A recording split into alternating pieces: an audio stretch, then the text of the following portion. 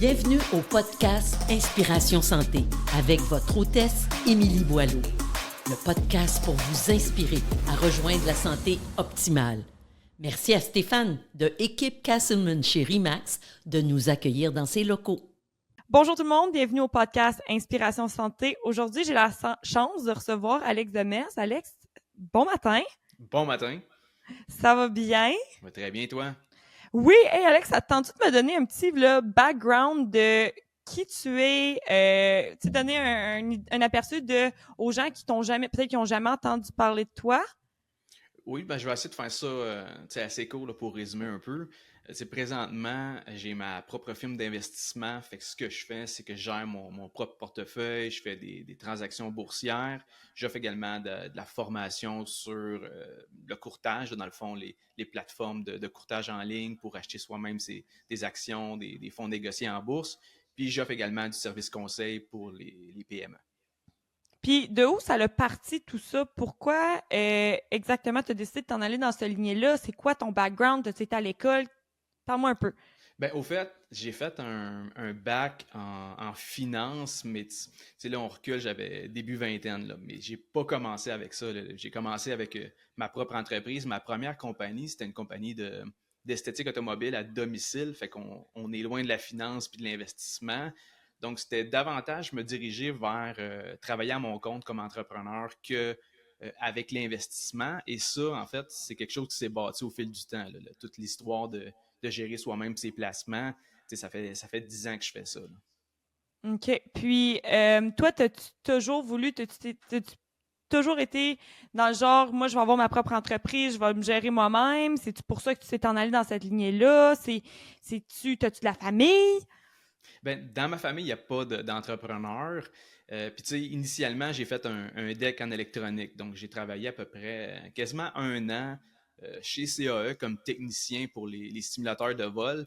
Mais Okay. je me sentais pas à ma place là, dans le sens que, tu sais, un horaire fixe, des payes pareilles aux 2 semaines, peu importe mon rendement.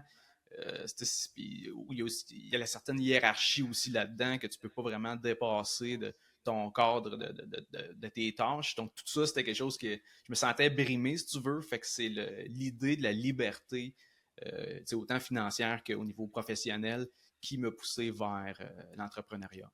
Vers ça. Puis là, depuis ce temps-là, toi, t'as 2 business, si je me trompe pas? En fait, c'est la même, tout est sous la même bannière, si tu veux, Traders 360. Avec ça, j'ai un podcast, j'ai toute ma gestion de portefeuille se fait avec cette compagnie-là, mes transactions boursières et tout. Et avec ça également, c'est là que je vends des formations en ligne, une infolettre et mes services conseils découlent également de... C'est la même business, c'est juste que disons qu'il y a plusieurs facettes. OK. Puis, t'as aussi écrit un livre? Absolument. Puis là, c'est quand même nouveau. Je l'ai acheté. Fait qu'il est là. Nice. Donc, c'est les règles du jeu. Absolument. Puis, t'as décidé d'écrire un livre juste de même? Comme tu t'es dit un bon matin, tu t'es dit, écoute, moi, je vais écrire un livre. Eh oui, tout le monde ça a été un peu plus... dans le fond, ça fait longtemps que j'avais ce projet-là en tête. Je suis quelqu'un qui... J'aime ça écrire des articles. Normalement, c'est des textes un peu plus courts que je vais partager sur Facebook ou un peu LinkedIn ici et là. Puis après ça, je me suis fait approcher par Édition Cardinal, là, dans le fond, l'édition qui a fait mon livre. Mm-hmm. Puis il écoutait mon podcast, il trouvait mes propos intéressants, puis il m'a demandé si la rédaction d'un livre sur les finances personnelles, l'investissement, l'entrepreneuriat, c'était quelque chose qui m'intéressait. Puis finalement, oui. Puis ça a pris à peu près...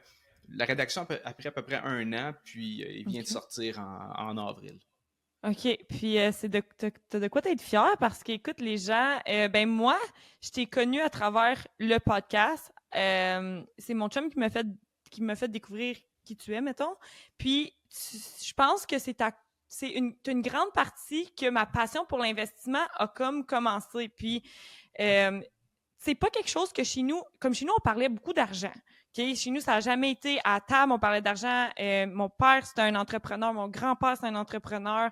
Fait que ça avait pas peur de parler d'argent, mais l'investissement en soi, c'est pas quelque chose que mes parents ont parlé ou nous ont appris. Puis avec le temps, moi, j'étais comme, comment je peux faire plus de cash? Puis qu'est-ce que je pourrais faire? Et là, de fil en aiguille, j'ai commencé à lire Elle investit. Mon but cette année, là, en janvier, c'était je veux investir. Fait qu'en 2024, résolution, on investit. Puis là, j'étais comme OK. Fait que j'ai commencé à lire ça, puis là, de fil en aiguille, mon chum a commencé lui, il t'écoutait, moi, j'ai commencé à t'écouter. Puis là, ça fait en sorte que, ben écoute, j'ai investi, j'ai acheté ton livre, puis c'est quelque chose qu'on parle maintenant, c'est quelque chose que je parle à mes frères.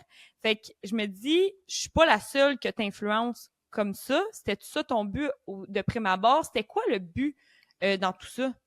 Il y avait plusieurs, mettons, objectifs avec le podcast. L'un d'entre eux, c'était évidemment de démocratiser un peu l'économie, la bourse, tout l'univers des placements, puis de démontrer en fait que investir par soi-même avec une plateforme de courtage autogérée, c'est quelque chose que les gens peuvent faire. Puis, il y a différents niveaux également, là, que ce soit simplement d'acheter des parts d'un FNB, là, un fonds négocié en bourse, d'acheter des titres individuels, des actions de compagnie, que ce soit du trading un petit peu plus spéculatif, donc des transactions à court terme. Il y a différents niveaux là-dedans, mais je pense que tout le monde peut trouver son compte là-dedans. Absolument. Puis, pour toi, est-ce que la santé, mettons, globale, parce que nous, on parle souvent de santé globale. On va parler d'activité physique, on va parler de bonne bouffe, de nutrition, peu importe. Est-ce que la santé financière, d'après toi, c'est aussi important que ça? Puis si pour la santé globale ou la santé là, complète, la santé financière devrait y être aussi? Tu sais, la santé financière, ça fait comme partie intégrante de la vie dans son ensemble, dans le sens que il y a un peu de la santé physique peut un peu découler de ça, dans le sens que si tu as mal dans le dos, il faut aller voir un massothérapeute, un physiothérapeute, il faut que tu payes pour ça. Bien s'alimenter, ça peut coûter cher. Les activités sportives, oui, il y en a des gratuites, là, aller courir dans la rue ou faire du hiking, c'est une autre affaire, mais l'idée, c'est que tu as besoin d'argent ou ça peut aider d'avoir de l'argent pour aider autant ta santé physique. Puis tu sais, la santé financière à la base, c'est d'avoir un surplus à chaque mois pour ne pas te retrouver finalement à travailler juste pour payer tes factures sans jamais accumuler de richesses. Il faut qu'il y ait un surplus parce qu'autrement, si tu es dans un budget déficitaire, tu es tout le temps en train de soit t'endetter avec tes cartes de crédit ou si ton budget il est comme kiff-kiff, équilibré, ben là, à ce moment-là, ça prend juste un imprévu, puis là, tu vas vivre du stress financier, tu vas avoir une crevaison, puis ça va te causer de l'anxiété.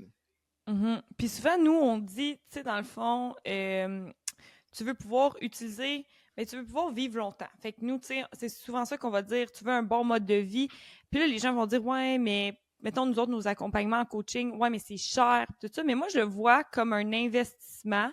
Puis je vais souvent faire un parallèle avec l'investissement qu'on fait, mettons, en bourse. Tu vois pas le reward tout de suite. Puis en tant qu'humain, je trouve qu'on cherche souvent puis dis-moi si t'es en accord ou pas. On cherche souvent le reward, le petit échange de plus ou qu'est-ce qu'on veut voir tout de suite.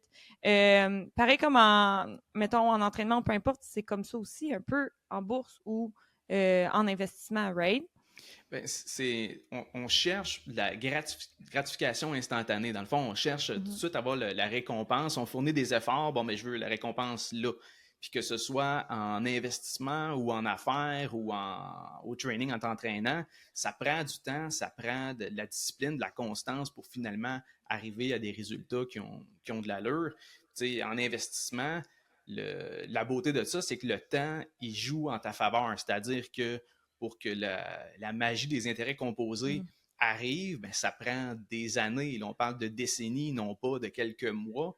Donc, cette mentalité-là de chercher des rendements à court terme, souvent, en fait, c'est ça qui va amener des gens à soit se faire arnaquer parce qu'ils ont vu quelque chose qui devient millionnaire en 90 jours quand, dans les faits, ça se peut pas.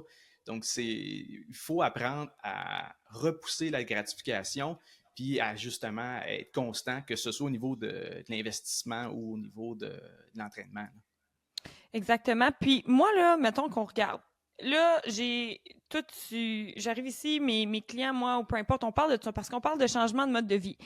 Mettons là, que je te demande un conseil ou une couple de conseils là, pour commencer en investissement. Moi, je connais rien là-dedans. Zéro pin barre. Qu'est-ce que tu me dis? Ben, la première question, à te poser, c'est est-ce que, premièrement, tu as la capacité d'épargne, dans le sens que si tu fais ton budget, puis tu as des revenus, puis tu as des dépenses, est-ce que tu es en surplus? Là? Parce que bien du monde qui veulent investir quand, en fait, leur budget est déficitaire, puis que finalement, pour arriver, ils sont tout le temps en train d'emprunter ici et là. Si cette première, mettons, coche-là est cochée, bien là, après ça, c'est de savoir combien d'argent tu peux épargner par mois. C'est quoi après ça ton horizon de placement? C'est-tu d'investir parce que dans 5 ans, tu veux utiliser ces fonds-là pour la mise de fonds d'une maison? Est-ce que c'est pour investir pour ta retraite? C'est quoi ton profil d'investisseur? Es-tu quelqu'un qui tolère bien dans le fond, la volatilité, la fluctuation? Ou toi, s'il y a un moins 10, moins 15%, tu paniques et tu vas vouloir tout vendre? Il faut que tu te connaisses toi-même en tant qu'investisseur. Puis après ça, de définir c'est quoi tes objectifs, puis c'est quoi ta durée de placement, ton horizon de placement. Dans le fond, combien de temps tu vas investir ce fric-là avant d'en avoir besoin. Puis je trouve que, encore une fois, je vais faire un parallèle juste parce que moi, je suis les pieds fermes dedans. Tu sais, je veux dire, quand on arrive puis que les gens viennent me voir puis qu'ils veulent un changement de mode de vie, veulent un changement, ben la plupart du temps, sont pas outillés ou sont ils manquent d'informations ou sont pas trop certains. Fait que moi, je leur dis tout le temps, écoute, c'est quoi ton objectif? C'est quoi ton objectif à long terme? C'est quoi ton objectif à court terme? Puis de là, on est capable de s'enligner où est-ce qu'on veut aller, puis de savoir, premièrement aussi, combien de temps que tu veux investir là-dedans. Puis si on fait un parallèle encore, c'est combien d'argent que tu voudrais mettre là-dedans aussi. Fait que ça revient du pareil au même. Tu sais, dans le fond, c'est de savoir le pourquoi du comment. Puis je pense que c'est souvent ça qu'on se demande pas ou qu'on laisse de côté. C'est qu'on se pose pas assez souvent les bonnes questions, puis de vraiment se rationaliser. On va vraiment aller jouer plus avec les émotions, comme qu'on disait un peu avec la gratification là, à court terme. Puis, je pense que tu as un peu l'éducation, que ce soit de l'éducation financière, l'éducation par rapport à l'alimentation, l'entraînement. Je pense que c'est souvent ce manque d'éducation-là qui fait en sorte que les gens prennent peut-être des décisions qui ne sont pas optimales, que ce soit des décisions financières ou pour le bien de leur santé. Mm-hmm. En parlant d'éducation, dans le fond, ça m'apporte à me poser la question, moi, à l'école, l'investissement, les impôts, l'hypothèque, moi, j'ai pas appris ça. Je sais pas pour toi, tu sais. Mais moi, j'ai pas appris ça. Puis, avec le temps, tu sais, je suis pas vieille, là, mais j'ai réalisé que ça me frustre un petit peu parce que je suis pognée à prendre ça sur le tas un peu en essayant de vivre ma vie puis d'essayer d'être un adulte. Fait que ça fait beaucoup apprendre. Puis je me dis, pourquoi on n'en a pas à l'école? Puis si toi, tu pouvais donner un cours, mettons là que tu dis, « Hey Alex, tu peux monter un cours pour les jeunes. » C'est quoi que tu leur montrais? C'est quoi tu ferais? Encore là, il faut que ça reste quand même comment je pourrais dire ça? Faut pas t'y aller trop en profondeur non plus parce que sinon tu vas en perdre ou en décourager une gang. Mais il y a des éléments qu'il faut absolument parler parce que sinon, comme tu le dis, ben, tu le découvres finalement comme jeune adulte, puis tu arrives, puis finalement, c'est quoi l'impôt? Comment ça se fait que mon taux d'imposition, c'est ça? Pourquoi il y a des déductions sur ma paie? Fait que tu sais, tout ce volet-là qui touche le revenu, puis que tout le monde, dans le fond, que tu sois salarié ou travailleur autonome, tu vas être touché par ça, il faut en parler. Donc, même principe un peu pour les taxes de vente, TPS, TVQ. Comment ça se fait que je paye de quoi quand j'achète un produit-service? Ça va où? Ça sert à quoi? Aborder également tout ce qui est les finances publiques. Tu sais, qu'on arrive puis qu'on dit que l'hôpital, c'est gratuit. C'est gratuit, oui et non, dans le sens qu'on la finance avec nos impôts, on la finance avec les recettes fiscales du gouvernement, donc c'est gratuit, oui et non.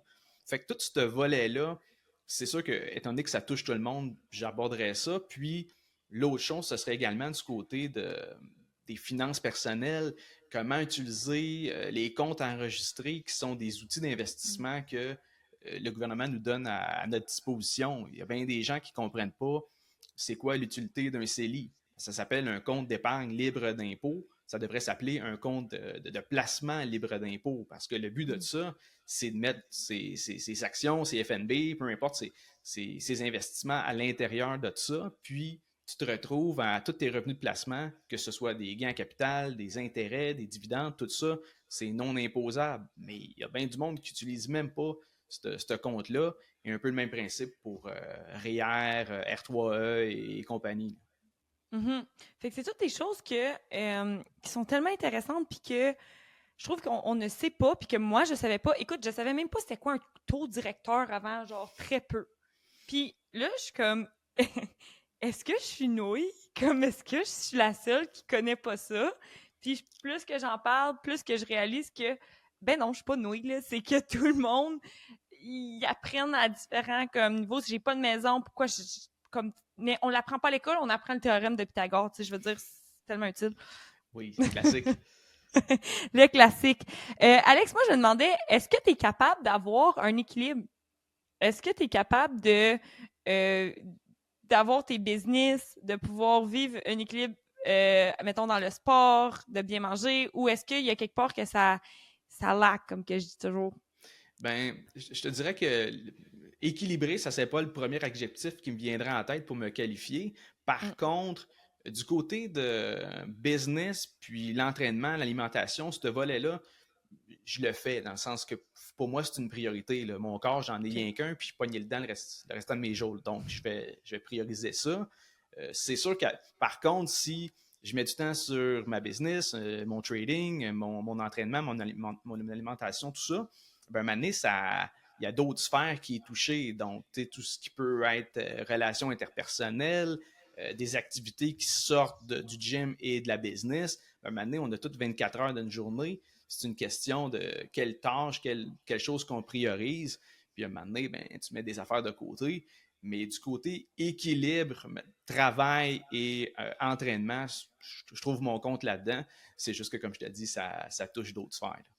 Je pense que ça, l'équilibre, c'est toujours une question que je pose parce que, étant moi-même une personne pas très équilibrée partout, dans le fond, euh, j'essaie de voir, tu sais, avec les entrepreneurs, puis j'essaie de, tu sais, tu te compares, tu te consoles un peu, puis c'est souvent ça que mettons, mes clients essayent de trouver. Essayent de trouver un équilibre parfait, essayent de trouver un équilibre, être un peu statu quo un peu partout. Puis, tu sais, quand tu as des priorités, quand que tu veux quelque chose, des fois, faut qu'il y ait un petit déséquilibre pour y arriver. Puis après ça, tu sais, dans chacun de nos sphères de vie, ben on va venir s'adapter. Fait que tu dirais que toi, là, c'est peut-être comme ça toi aussi, là.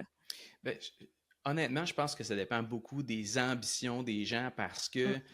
il y a un coût à ces ambitions-là. Puis, il faut que tu sois prêt à faire des sacrifices. Puis, c'est sûr que l'équilibre, c'est un peu subjectif aussi, dans le sens que si Mm. moi j'aime ce que je fais, j'aime mon travail, j'aime faire mon podcast, pour moi, c'est pas une tâche, là. Puis même chose quand je fais du trading, quand je fais de la consultation en entreprise, oui, c'est une forme de travail, mais je me lève pas le matin là, à me dire je suis pas découragé quand je me lève.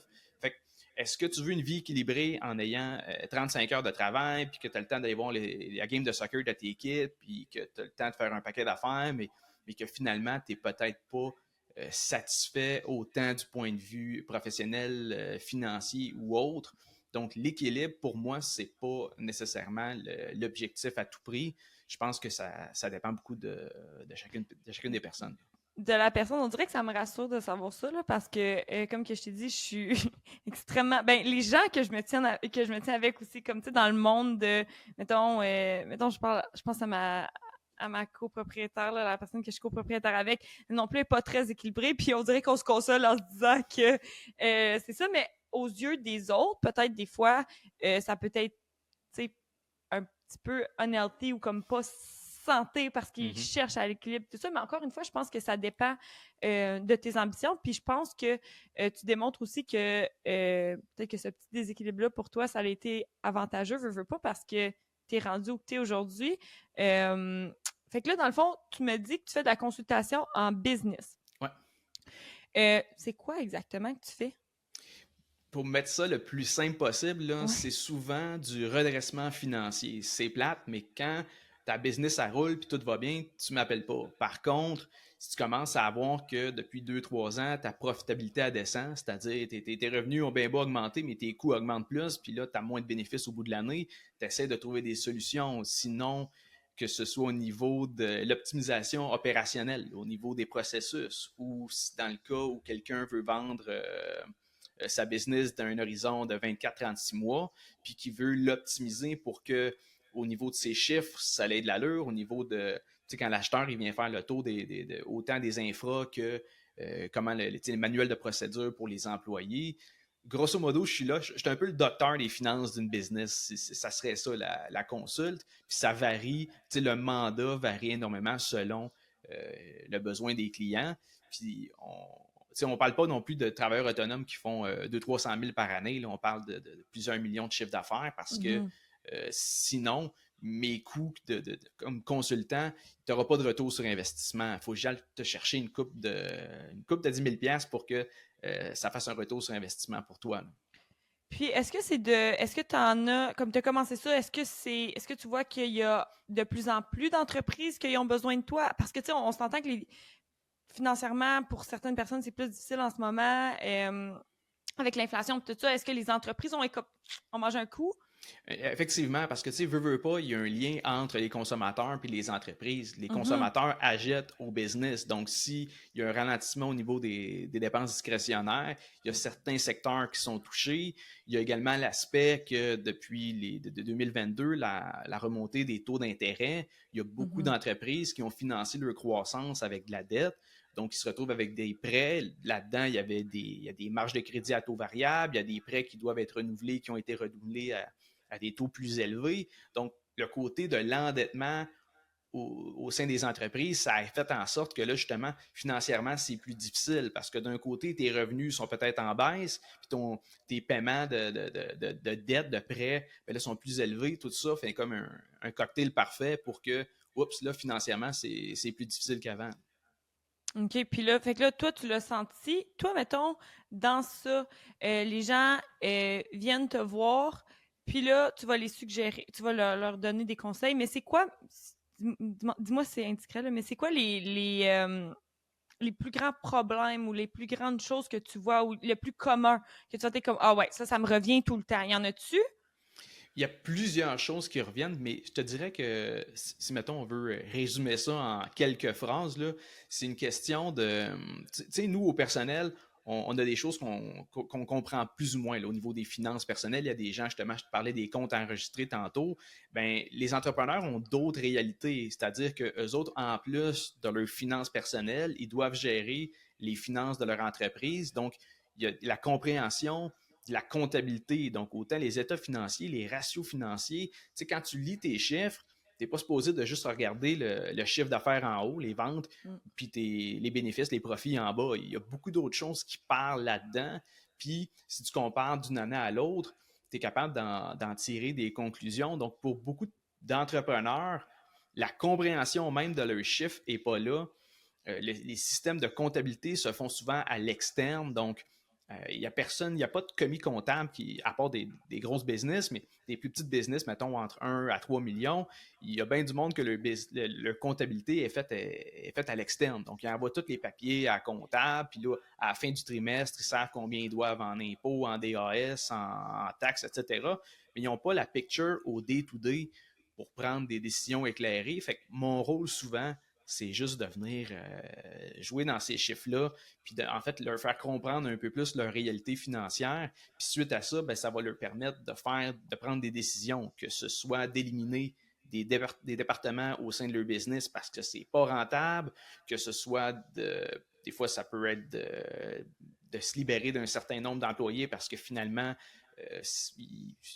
les revenus présentement ne justifient pas ces coûts-là. Ça peut être un paquet de choses, mais ultimement, ça tourne tout le temps autour des finances de l'entreprise.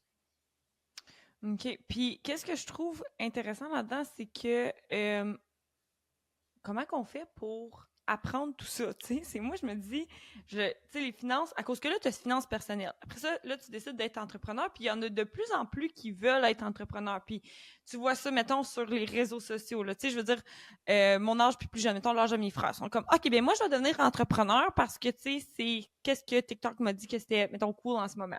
On va se le dire. Puis comme, tu sais, je regardais, c'est pas tout le monde, mais il y en a beaucoup. Mais là, t'arrives là-dedans, tu comprends moyen. Toi, tu donnes-tu des outils? Est-ce qu'il y a des manières que je peux apprendre dans ça? Est-ce qu'il y a quelque chose que je pourrais aller lire? Comme, qu'est-ce que tu me conseillerais? il y a plusieurs choses. Premièrement, on est à l'ère d'Internet, donc Google, c'est ton ami, mais c'est juste que souvent, c'est pas tant de savoir, de trouver l'information. Tout le monde peut trouver l'information, c'est de Mhm. savoir quoi chercher. Donc, moi, je n'offre pas d'outils, j'ai pas de formation préfaite là-dessus parce que je trouve que c'est pas un one size fit all. Faut comme, c'est personnalisé. Donc, moi, je vais le faire pour des entreprises qui sont rendues à un certain niveau. Pour l'entrepreneur qui débute, c'est sûr que, premièrement, ça se pose des questions à son comptable. Il y a d'autres outils qui se trouvent sur Internet. Comme je te dis, je pense que tu peux arriver à trouver ça. De mon Mhm. côté, c'est sûr que le démarrage d'entreprise, on peut faire de la consultation, 1 heure ou 2 pour que je puisse répondre à tes questions. Mais il y a beaucoup, beaucoup de choses à apprendre avant de se lancer là-dedans. Puis tu parlais tantôt de TikTok, puis je pense que la réalité d'être entrepreneur versus ce qui est montré, c'est complètement deux choses. Parce que Mhm. tu te dis, je vais devenir travailleur autonome, je vais gérer mon horaire, mais dans la vraie vie, c'est tes clients qui gèrent ton horaire. Puis les Ah, congés on va en fériés, parler. quand tu débutes, il n'y en a pas. Là. Fait que C'est c'est ce volet-là que je te dirais que je mettrais de l'avant plus que de montrer sa Mercedes qui vient de s'acheter. Ben, parlons-en de ça parce que moi, je me fais frapper d'un bord puis de l'autre en ce moment. Je suis en train d'apprendre à côté. Les défis en tant qu'entrepreneur pour toi, c'est quoi? Parce que tu me dis, tu sais, les clients décident ton horaire, on va se le dire, là. Ben, franchement, que un dimanche soir, 9h, c'est tout le temps là qu'ils ont leur 9h PM, mettons, ils ont leurs meilleures idées. On dirait que comme ils repassent à leur vie au complet et ils posent des questions sur le champ. Je sais pas si c'est pour toi ça Je aussi. pense que c'est répandu, dans le sens qu'on dirait justement, la fin de semaine, ils ont le temps de décanter, puis là, tout d'un coup, ça leur pop, puis ils ont peur d'oublier, fait qu'ils t'envoient un courriel. Moi, je suis comme, je suis pas accro, là, mais si j'ai une notification de mon courriel, c'est ça, je vais checker. Puis, tu sais, c'est un client de longue date ou c'est un nouveau prospect, je vais checker. Je suis pas capable d'attendre. Je vais pas me dire, je vais attendre lundi matin. Je veux dire, pour moi, la fin de semaine, c'est juste une prolongation de la semaine. Là. Il y a pas de fin de semaine dans mon univers.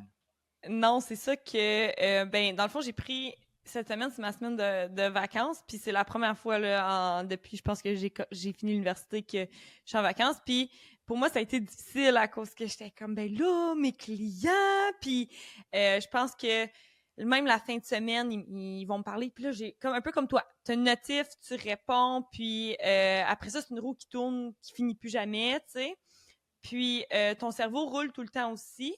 Fait que ça, c'est quand même assez, tu sais, veux pas, c'est quand même tough pour, mettons, soit ton partenaire ou comme les gens alentour de toi parce que t'es tout le temps comme un peu genre, tu sais, quelque chose sur le back burner.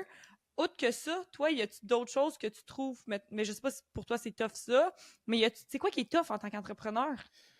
Je te dirais vraiment que c'est plus dans les premières années.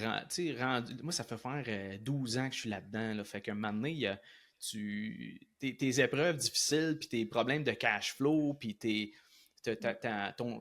mettons, ta transition d'employé à travailleur autonome, c'est ça qui est difficile. Mais comme je te dis, un moment donné, tu t'habitues à ça. Puis pour moi, étant donné que moi, ça m'intéresse, la business m'intéresse, l'actualité m'intéresse, Mhm. les nouvelles économiques, tout ça.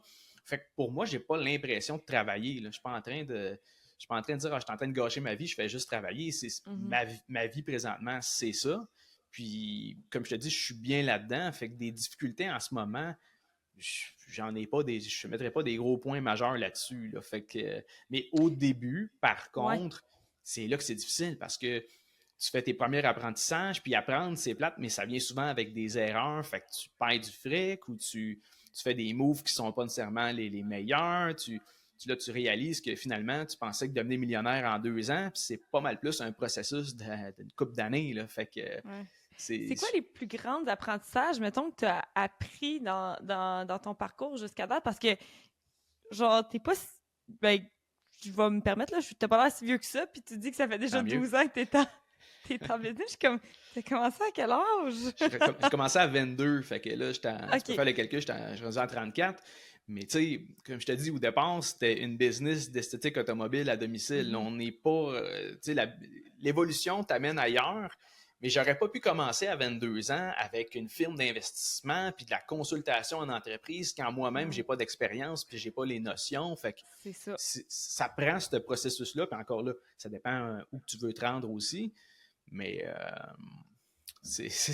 mettons, le plus gros apprentissage que j'ai eu, je te dirais que c'est une question de ne pas se fier aux autres. Dans le sens que à chaque fois que j'ai parti quelque chose, c'est un classique, là, le monde me disait « Ah, ça ne marchera pas, tu as telle affaire, puis c'est risqué de faire ça, tu devrais faire ça à la place. » Mais il ne faut pas que tu te laisses influencer par ces personnes-là, parce que sinon, tu ne feras jamais rien. Parce que c'est triste, là, je vais terminer là-dessus, c'est qu'en fait, plus souvent qu'autrement, ils vont avoir raison. Dans le sens, tu vas te lancer de quoi, puis ça ne sera pas comme tu avais prévu, puis ça ne fonctionnera pas. Mais en business, ça t'en prend juste une bonne idée. Puis après ça, si c'est la bonne, elle peut t'amener carrément ailleurs. Elle peut t'apporter ailleurs, c'est ça. Puis je trouve que c'est ça c'est ça que j'ai réalisé aussi. Puis je parlais de ça cette semaine, puis j'étais comme, je pense que j'accorde ou on accorde trop d'importance à ce que les autres disent, puis je fais confiance un peu aveuglément aux gens, mais c'est tellement facile de dire genre quelque chose sans avoir été regardé ou avoir fait des recherches. Fait que en fin de la journée, si tu fais pas tes propres recherches à toi, puis que, un peu comme que tu dis que tu suis des conseils qui sont non fondés ou peu importe, que tu n'as pas toi-même fait tes recherches, ben à la fin de la journée, que ça t'arrive dans un dead end, tu sais, comme ça arrive pas à rien. Fait que c'est vraiment genre de toi-même fouiller. Puis ça, c'est dans tout, je pense. Puis c'est je suis pas la personne la plus curieuse, puis j'ai réalisé dernièrement que, écoute, ben, ma chum, faudrait peut-être que tu sois un peu plus curieuse, parce que là, tu t'imagines des affaires, tu poses pas plus de questions, tu sais. Je pense que c'est ça qui fait en sorte qu'on apprend, c'est en posant des questions aussi. Puis, il ne faut pas que tu aies peur d'échouer non plus dans le processus. Là. Je te donne un exemple. Ma première entreprise, ma façon, l'acquisition de mes clients, ça se faisait en porte-à-porte. Là. Mais comme C'est ça que tu disais dans tes podcasts. Ben, c'est ça. Mais si je te remets en contexte, je viens de finir un bac en finance, puis là, tu vas souper avec tes parents, puis tu leur expliques ton modèle d'affaires qui consiste à aller cogner chez des portes, puis à leur vendre un nettoyage, puis de frotter des bumpers à journée longue. Tu sais, c'est pas une idée super glamour, première des choses. Puis deuxièmement, mon père dit, voyons donc, le porte-à-porte, ça marche plus. Là. C'est qui va prendre des services de quelqu'un qui vient cogner chez eux? Mais tu sais, premièrement, fais-le, puis après ça, tu vas avoir une réponse, un feedback du marché. Tu sais, ce que tu offres, y a-t-il une réponse à ça? Y a-t-il du monde qui sont prêts à payer pour ça? Puis ça coûte rien, je veux dire, fais-le, puis tu vas avoir les résultats. Mais plusieurs personnes vont se laisser décourager, puis ils ne feront pas le move, justement, d'aller essayer de faire leur idée d'affaires. Ben c'est ça. Puis toi, tu étais avec un partenaire dans ça, si je me trompe pas, hein? Ouais. Tu étais avec un partenaire, puis là, tu t'es dit, hey, je vais aller cogner. Il fallait faire du porte-à-porte, mais je vais juste aller voir, genre, les beaux quartiers, right? Absolument. Si je me trompe pas. C'était ça, la stratégie. Mais c'est ça, c'était pensé. Comme veux pas, t'avais 22 ans. C'était pensé, tes affaires, c'était les deux, vous étiez dans un... Puis c'était pas cher, c'est ça que tu disais. C'est exactement ça. Grand-chose, right? Fait que, mettons, quelqu'un qui veut... Excuse-moi. Ouais, quelqu'un qui veut commencer, tu dirais tout ça? Tu dirais stratégie, pas cher?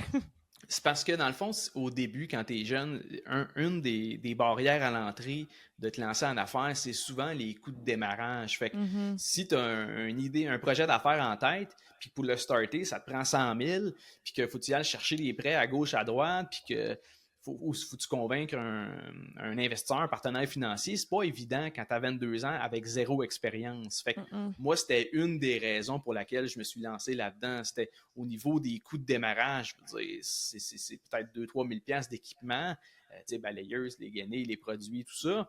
Mais puis en plus de ça, comme je te dis, tu pouvais rapidement avoir une réponse du marché. Là. On faisait du porte-à-porte. Tu fais ça une journée de temps, tu cognes 100 portes. Sur 100 portes, il y a 5 personnes qui te disent oui. 5% du monde sont intéressés. Tu es capable de leur faire un prix déjà sur place. Tu leur dis 400-500$. Ils disent oui, on va faire ça la semaine prochaine. Fait que là, tu as pogné 5 personnes à 500$, et 2500$. Tu vas aller chercher 3000$ d'équipement. Je veux dire, tu te rembourses dans la première semaine. Là, puis après ça, la business, ça roule. Puis, est-ce que tu as aimé ça, faire ça? Est-ce que c'était une belle expérience pour toi ou c'était plus genre un apprentissage? Il Ouais, fait je suis pas pas un sûre. fan là, tant que ça, là, je vais t'avouer. Là. Tu sais, si tu écoutes aujourd'hui mes podcasts puis tu me suis un peu, tu vois que ma vraie passion, c'est pas mal plus le monde des affaires puis les finances que Ouais. la première business que j'ai eue. Puis après ça, j'ai eu un lave-auto. On n'est pas trop loin l'un de l'autre. Puis je pense que c'était comme un peu inévitable avec le modèle d'affaires de la première business. Mais tout ça pour dire que quand je parlais de sacrifice, puis, ben, ça en fait partie. Je n'ai pas trouvé ça dégueulasse à tous les jours. Puis à un moment donné aussi, la paye était là. Quand j'ai eu un lave-auto, j'étais en train aussi de bâtir une valeur d'entreprise. Donc, je savais que ultimement, j'allais pouvoir vendre cette entreprise-là. Donc, c'est un peu l'idée de ça, c'est que démarrer ce type d'entreprise-là n'était pas coûteux, puis que je voulais me servir de ça comme levier. Puis une fois que le levier financier était là, ben après ça, je pouvais me lancer dans quelque chose que peut-être qui correspondait davantage à mes passions. Là. Fait que dans le fond, on retient que tu ne laves plus de bumper aujourd'hui. C'est barré de la liste. Tu m'envoies dans le line-up au car wash, mais c'est pas moi qui frotte. Ben c'est bon, on évolue. Il faut. À ce jour, est-ce que tu as des partenaires d'affaires? Est-ce que tu as des employés? Comment ça fonctionne un peu ton entreprise à toi? Présentement, je n'ai aucun employé, donc j'ai plus de la gestion d'employés, les ressources humaines. En business, il y a tout le temps des affaires que tu aimes plus que d'autres. Le volet RH, c'est pas ma force, puis c'est pas nécessairement quelque chose que je veux faire non plus. Donc, j'ai essayé davantage de me diriger vers des partenaires stratégiques. Donc, c'est pas des employés, ce sont des partenaires que j'utilise dans le cadre, par exemple, des mandats là, pour la consultation d'entreprise. Je vais arriver des experts, là, que ce soit des fiscalistes, que ce soit des experts en financement gouvernemental, donc pour aller chercher des subventions, des avocats, des spécialistes en assurance, etc. Donc, je vais m'accompagner de personnes, mais je n'ai pas d'employés là, pour Traders 360. En tant que tel. Puis, mais ça, est-ce que ça permet que... Ben, ça permet aussi que toi, tu peux décider, tu peux driver ton propre boss, puis que comme, t'as pas à t'inquiéter de ceux qui sont en arrière, mettons. Ça a des avantages et des désavantages. Donc, le fait d'avoir une gestion qui est 100% centralisée dans le sens qui dépend juste de moi, ça fait en sorte que j'ai le contrôle sur tout. Par contre, est-ce que ça veut dire que je fais absolument tout? Non plus. Là, je veux dire, le montage de mes podcasts, je peux payer un sous-traitant qui va s'occuper de ce parti-là sans pour autant y donner 40 heures par semaine puis que ça soit mon employé. Par contre, de l'autre côté, c'est que si la business, c'est moi, donc si moi, demain matin, j'arrête de faire des podcasts ou j'arrête de faire du trading, j'arrête de faire les consultations d'entreprise, ma business, ça vaut 0. Donc, en termes de valeur d'entreprise, vendre demain matin Traders 360, qui voudrait payer ça, à moins qu'on signe une entente qu'il faut que je sois là pendant les 10 prochaines années. Mais tu sais, ce que je veux dire, c'est que l'avantage, je gère tout. Le désavantage, je gère tout. Fait que finalement, ça donne pas de valeur à l'entreprise. Mais pour le moment, c'est une approche que je vais favoriser. J'ai vécu des employés. Ça n'a pas été si catastrophique non plus. Sauf que là, aujourd'hui, je préfère beaucoup plus ce modèle d'affaires-là. Surtout que ma source primaire de revenus, ça va rester les opérations en bourse. Là. Donc, toutes ces transactions, je n'ai pas besoin de staff pour faire ça. Là. Puis, avec, mettons, je sais que c'est une business, mais mettons tes deux volets. OK? Fait que tu as le volet investissement personnel. Fait que celui-là, est-ce que tout le monde, mettons que moi, je veux venir te voir. Est-ce que je peux prendre un rendez-vous avec toi pour, mettons, mes clients, peu importe. Est-ce qu'on prend un rendez-vous en ligne? Comment on fait pour avoir Alex Demers? Si tu veux, il y a plusieurs façons de le faire. Premièrement, j'ai des formations en ligne qui sont préenregistrées. Donc, déjà là, tu vas retrouver un bon bagage de connaissances pour t'aider à débuter comme investisseur autonome.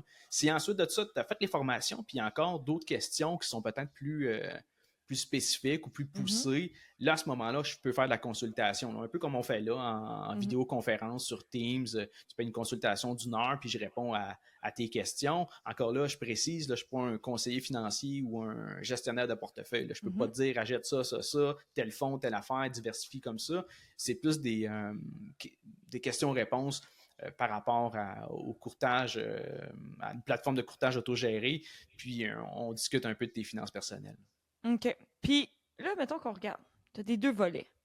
Là, je sais que c'est comme deux enfants, puis là, tu vas me dire que tu n'en as pas de préféré. Mais t'as-tu comme une petite tu sais, une petite préférence envers quelque chose que comme peut-être que tu dis, hey, un jour, j'aimerais juste ça, aller là, ou t'es comme Mag, c'est mes 2 enfants, j'en ai pas de préféré.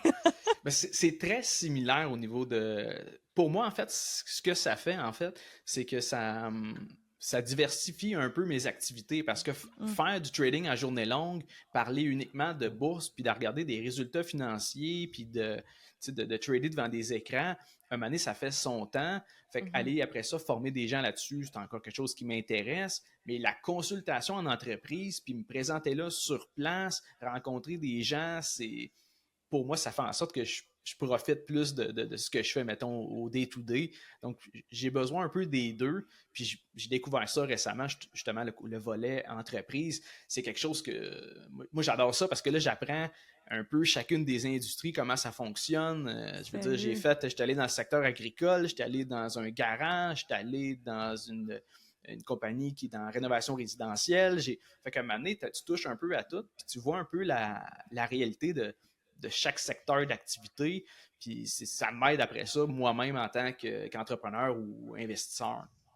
Pour vrai, moi, là, ce côté-là, ton côté consultation d'entreprise, je trouve ça tellement fascinant, comme le fait que tu peux aller voir différentes entreprises, différents secteurs, comme que tu sais, comme, tu sais, moi, je veux dire, mon frère, il a une terre, il s'est acheté une terre, fait que, puis mes grands-parents sont dans ce monde-là. Fait que là, comme j'ai un peu de tout ça, tu sais, je sais un peu comment ça fonctionne. Après ça, moi, j'ai mon entreprise en entraînement, mettons, avec le gym. Puis là, comme mon père est en rénovation, mais comme le fait que tu peux aller voir plus et toujours en apprendre plus, moi, ça me fascine. Puis ça doit être tellement tout sauf plate, tu comprends? Comme ça doit être tellement pas plate, tellement le fun. Puis aussi de voir la différente philosophie des gens parce que veux pas, ça t'apporte à connaître des gens avec des...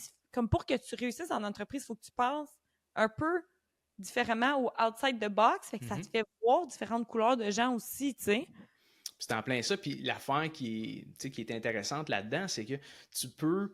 Il y a des affaires super bonnes dans une industrie que l'autre industrie ne se sert pas pantoute, mais pourtant, ça pourrait fonctionner aussi de ce côté-là, que ce soit la gestion d'inventaire qui est faite du côté de la vente au détail, qui n'est pas faite du côté, mettons, secteur agricole, au niveau parce qu'ils ont tout ce qu'ils cultivent, ils ont les vaches laitières, ils font du sirop d'érable, tout ça.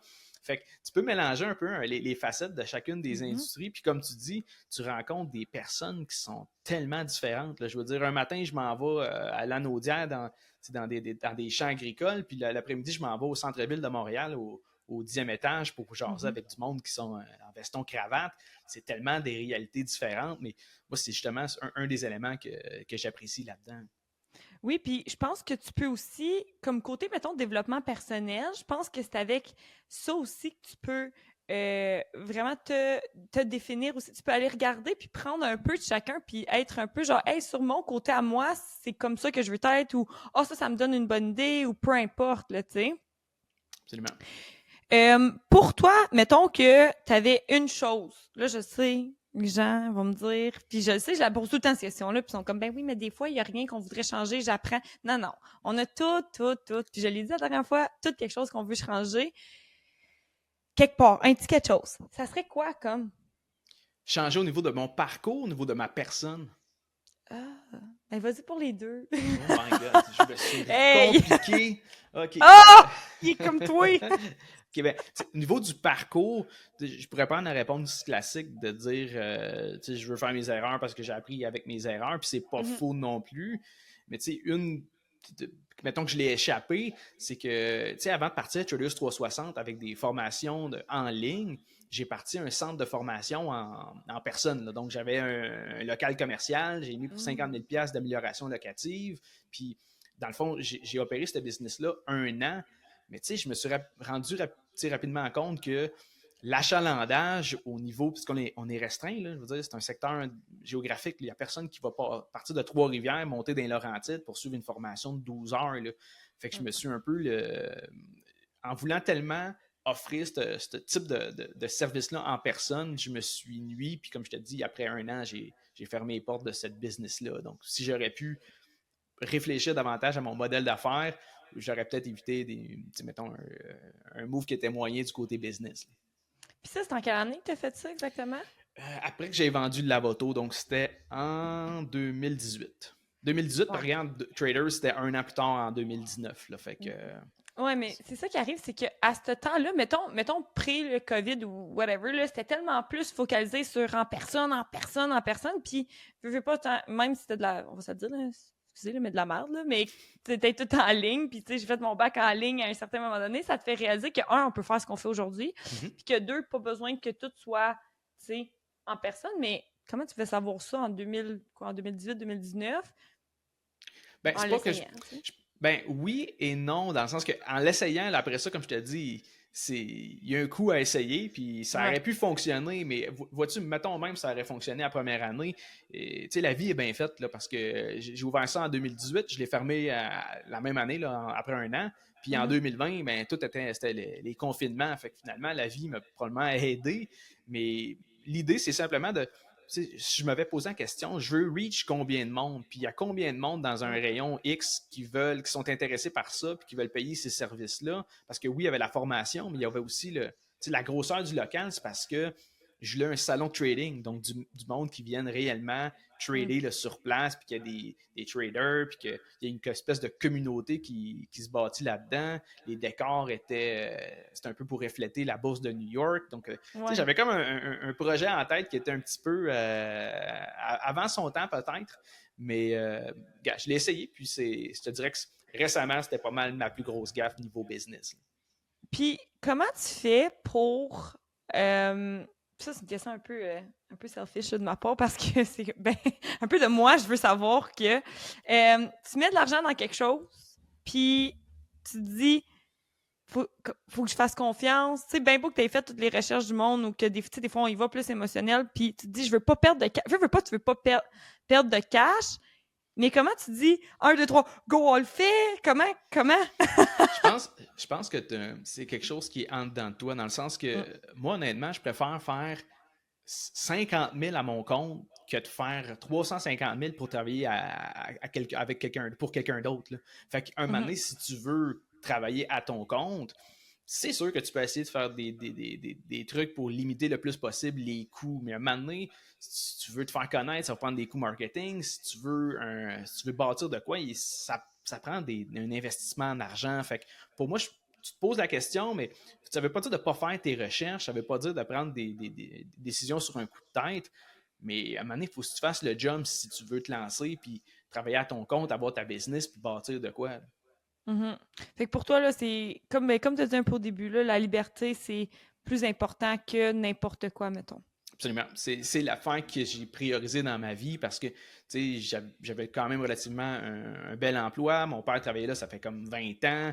Fait que là, d'annoncer que je lâche la sécurité d'emploi pour me lancer dans le monde des affaires quand j'ai aucun entrepreneur dans ma famille qui est comme pour démontrer le succès de ce côté-là, Mhm. c'est un peu un gamble. Puis le gamble, pour moi, c'était même pas une question parce que j'étais prêt à essayer un peu n'importe quoi pour justement être libre puis travailler à mon compte, trouver mes propres clients puis gérer ma vie selon mes propres moyens.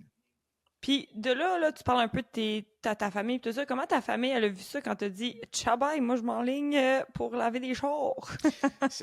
Tu peux en déduire que c'était pas la meilleure nouvelle que les parents peuvent recevoir quand tu as comme 22, 23 ans, là, Mm. parce que, tu sais, veux pas, là, j'ai un deck en électronique, je m'en vais là-dedans, je m'en vais. Parfait, je me fais un bac en finance, puis là, après ça, ce qui en arrive de cette conclusion-là, je ne vais pas dans une banque, je m'en vais pas dans les assurances, non, non, je m'en vais cogner des portes, puis je m'en vais laver des chars avec des Mm. cirage, puis des polissages, tout ça. Fait que c'est sûr que le monde, ils vont t'encourager puis croire en toi une fois que ton succès est fait. Mhm. Initialement, si eux, ils le voient pas, puis que c'est pas quelque chose qu'ils ont vécu dans leur vie, ben, c'est très difficile de dire let's go. Mais c'est pas nécessairement qu'ils veulent te nuire ou qu'ils te veulent du mal. Là. Dans le fond, leur conseil, c'est réellement pour t'éviter de te retrouver dans le trouble. C'est juste que un moment donné, à force de te faire influencer de même, tu feras rien ou tu vas rester un employé salarié. Puis c'est correct aussi si c'est quelque chose que tu aimes. Mais si tu veux prendre le contrôle de ta vie, autant financièrement que professionnellement, ben, à un moment donné, il faut que tu fasses le saut. Là. Exactement. Puis c'est qu'est-ce qu'ils connaissent aussi moins de temps avoir travaillé, mettons, au gouvernement, puis à cause que, tu sais, je suis située à Gatineau, fait que dans l'Outaouais, puis fait que le fédéral, c'est quand même très, très présent. Tu as un fonds de pension, tu as des assurances. Puis moi, je décide, bon, ben, je vais prendre un livre d'un an. Fait que je vais m'en aller un an, parce que moi, je suis une personne à plan B, puis C, D, E, tu sais. Fait que là, je me suis dit, tu sais, je vais prendre un livre d'un an, je vais aller voir. Fait que là, mine de rien, de fil en aiguille, les gens vont premièrement, les gens vont te dire, ben là, ton fonds de pension, qu'est-ce que tu vas faire? Puis là, écoute, je sais pas, man, je vais m'organiser par moi-même. Puis là, c'est souvent ça qu'ils vont te dire. Puis là, mais là, t'auras pas d'assurance. Puis là, comment tu vas faire? Puis à la fin de la journée, je pense que les décisions que tu prends, tu le sais dans le fond de toi, qu'est-ce qui est mieux pour toi. Moi, je suis en train de devenir misérable. Je suis un peu hyperactive, fait que j'étais en train de faire du feu sur ma chaise, là, tu sais.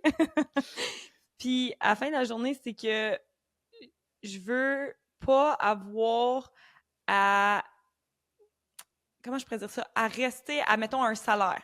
So, je veux toujours un petit peu plus, puis ça veut dire de, est-ce que je peux faire plus? Est-ce que je peux donner plus? Est-ce que je peux avoir plus ici puis ça? Puis des fois, ça peut être bien fatigant pour les gens dans mon entourage. Par contre, pour moi, si je suis pris dans une boîte, ben, je dis toujours que si je suis pris dans une boîte, je fais de la merde. Fait que je vais m'arranger pour que ça bouge.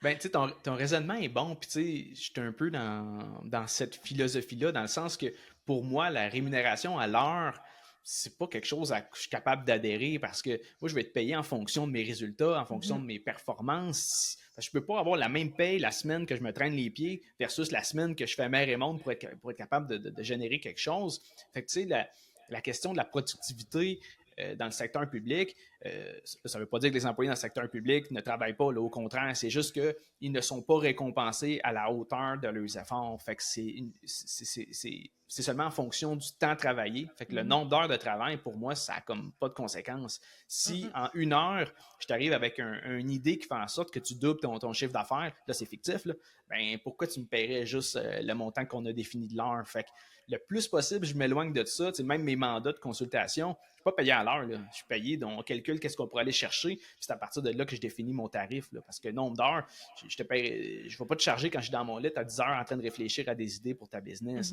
Mais c'est un peu ça, le décalage entre la rémunération à l'heure versus d'être payé en fonction des résultats. Exactement, je pourrais peut-être être plus d'accord. Puis je veux dire, on a chacun notre personnalité. Là. Il y en a qui ont besoin de cette sécurité-là. Il y en a qui ont besoin de savoir qu'après 1 heure, ils vont faire 24 et 53, tu comprends? Mais pour moi, je me dis, écoute, si je peux aller chercher plus, puis ça, c'est juste ma personnalité, c'est peut-être plus ta personnalité aussi de ce que j'entends. Puis c'est correct. Faut pas qu'on s'attende à des miracles si jamais tu es à 24 et 53 puis que tout d'un coup, tu veux en faire plus. Puis ça vient à ma prochaine question parce que, tu sais, les gens vont dire, écoute, moi, j'ai des dettes, puis moi, je veux me sortir de là ou peu importe, puis ils savent pas comment. Fait que, mettons là que tes conseils, une couple de conseils pour ça, ça serait quoi? Là, on parle d'une personne qui a un problème de surendettement. Surendettement ou, écoute, même quelque chose que, encore plus simple, d'après moi, tu veux juste économiser puis être moins genre kiff-kiff. Tu veux juste économiser, mettons. Ben, souvent, l'approche qui est comme mise de l'avant, le mantra officiel, c'est comme, bon, si tu veux améliorer ta situation financière, minimise tes dépenses au maximum. Souvent, c'est ça qui est mis de l'avant. Puis c'est pas faux, dans le sens que, oui, c'est sûr que si tu es capable d'aller réduire tes primes d'assurance, puis d'aller chercher des épiceries avec des rabais, puis des trucs comme ça, ultimement, tu dépenses moins, il va en rester un peu plus au bout du mois.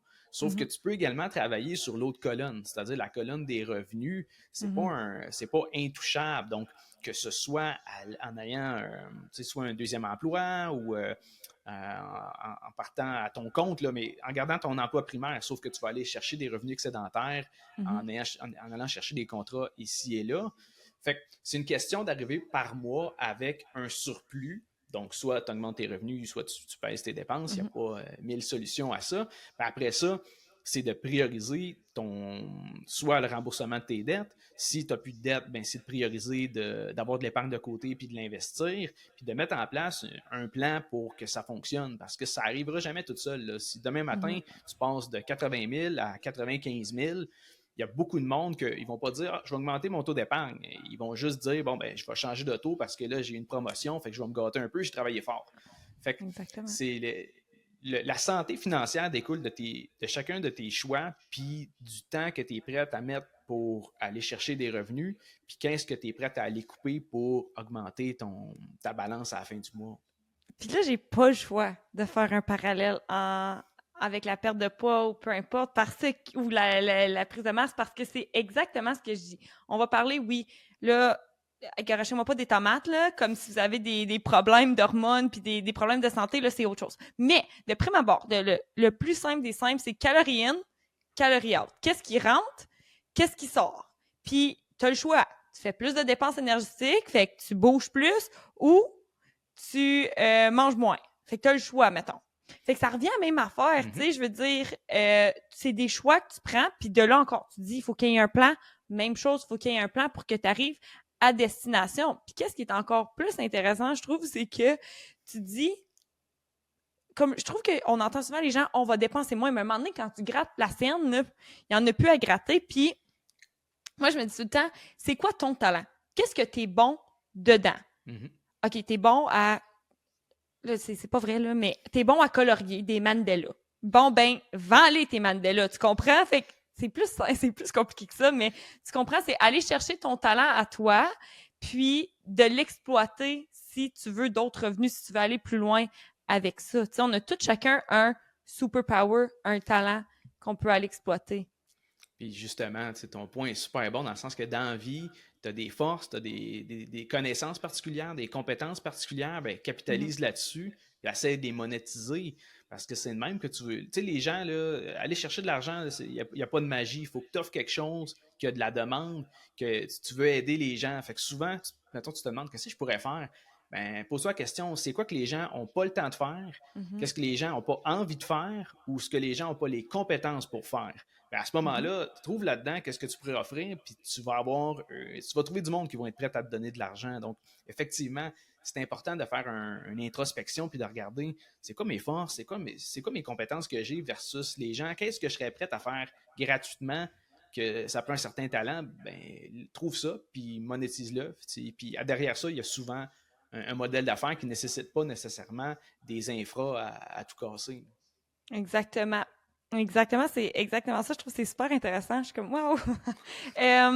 Si tu avais, mettons, on parle à un jeune, OK? Il y a à peu près, je sais pas, on va dire qu'il y a 12 ans. Il dit, Alex, combien tu penses, comment je devrais commencer à investir? À quel âge que je devrais commencer? Est-ce que je suis trop jeune? Est-ce qu'il y a un âge? Comme toi, qu'est-ce que tu conseilles là-dedans à des jeunes? On parle de jeunes, 20 ans, mettons, ou jeunes 16? Ben, on va y aller, mettons, plus là, ado. Mettons, moi, je suis un parent, je veux conseiller mon enfant ou peu importe. Ouais. Ben, la première logique à comprendre, c'est que plus tu commences jeune, mieux c'est. Parce que, comme je l'ai dit au départ, la magie des rendements composés, ben, elle se produit dans le temps. Donc, plus tu laisses ton argent investi longtemps, plus tu fais des gains, puis sur tes gains, tu fais d'autres gains, ainsi de suite. Donc, plus tu commences tôt, plus théoriquement, ben, tu vas accumuler plus facilement de l'argent. Donc, ce qui va arriver, si tu commences mettons, à 20 ans. À 20 ans, tu mets 500$ par mois. Là, c'est peut-être exagéré dans le cas-ci, là, mais peu importe. Tu mets 500$ par mois. Puis là, après ça, ben, tu gardes ça pendant 30 ans. Ben, avec un rendement moyen de 9%, tu l'as ton million. Fait que ça n'a pas été... je veux dire, c'est tout atteignable. C'est juste que je me pose la question à savoir, tu as 18 ans, est-ce que tu devrais tout de suite commencer à investir? Est-ce que tu devrais plutôt mettre de l'argent de côté pour, par exemple, si tu as un projet de te lancer en entreprise ou que ce soit pour aller chercher des formations, pour que tu te bâtisses des compétences? Oui, investir jeune, je pense que c'est excellent, surtout si tu as le luxe de vivre chez tes parents un certain nombre de temps et que ça te donne une meilleure capacité d'épargne, profites-en. Sauf que le meilleur rendement que tu vas obtenir dans la vie, oui, la bourse, c'est un outil fantastique à long terme, mais à court terme, si tu as la fibre entrepreneuriale et que tu veux te lancer en affaires, ben, ces fonds-là, tu pourrais les prendre pour justement démarrer une entreprise qui, si elle fonctionne, son rendement, ça sera incomparable avec n'importe quel type de placement. Puis je trouve ça intéressant que tu dises ça parce que ça me fait porter à réfléchir. Parce que moi j'ai 2 petits frères, puis j'en ai un qui a acheté, comme que j'ai mentionné tantôt, là, un champ, il avait 18 ans.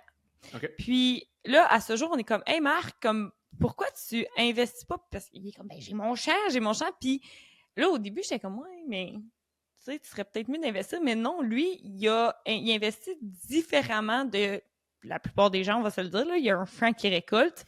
Puis, mais ça y rapporte quand même. Fait que je pense que c'est peut-être juste d'avoir quelque chose qui va te permettre que plus tard, ou comme qui va grandir, puis qui va prendre de la valeur, peu importe qu'est-ce que c'est, que ça soit une entreprise, que ça soit la bourse, que ça soit...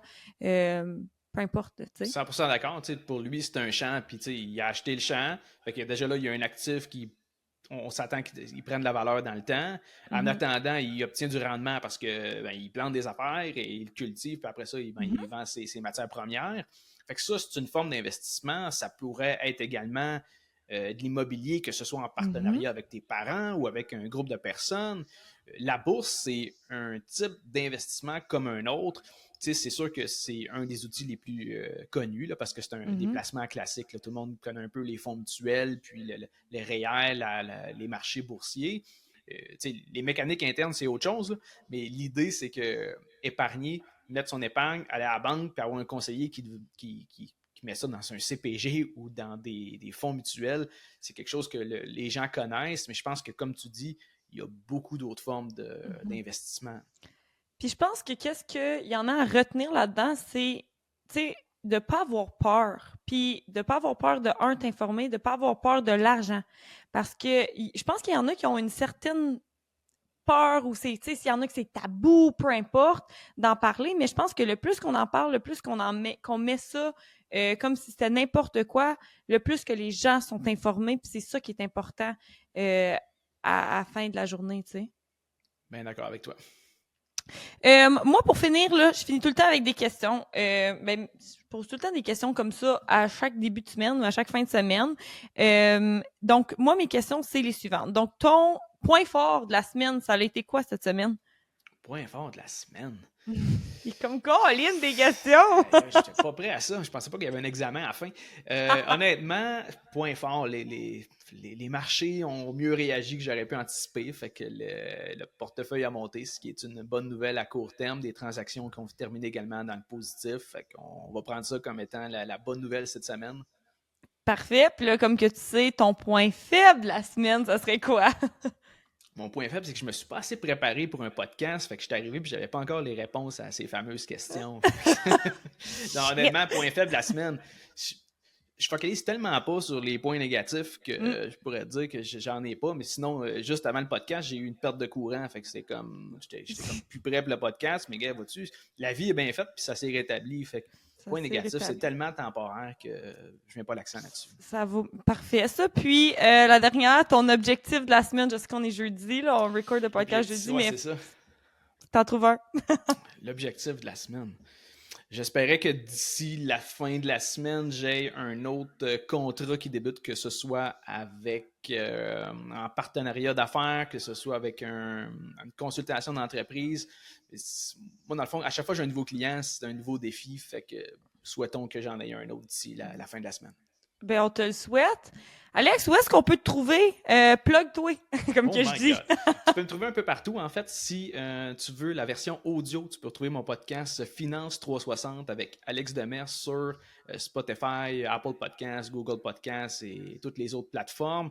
Sinon, il y a également de podcast qui est disponible sous forme vidéo, donc sur YouTube. Je suis également sur les réseaux sociaux, donc Instagram, TikTok et compagnie, @Alex Traders 360. Puis c'est un peu là que tu peux me trouver. Faut pas oublier le livre. Le livre, effectivement. Le livre, où est-ce qu'on peut l'acheter? Il est disponible dans toutes les librairies, fait que Renaud-Bré, Indigo, Archambault. Il est également disponible sur Amazon pour ceux qui veulent se le faire directement livrer à la maison. Fait que ça serait là que tu peux le trouver. Ben merci, ça m'a fait plaisir de jaser, super intéressant. Puis je vous dis, allez écouter son podcast, surtout là, si vous voulez en apprendre davantage. Merci Alex. Merci à toi.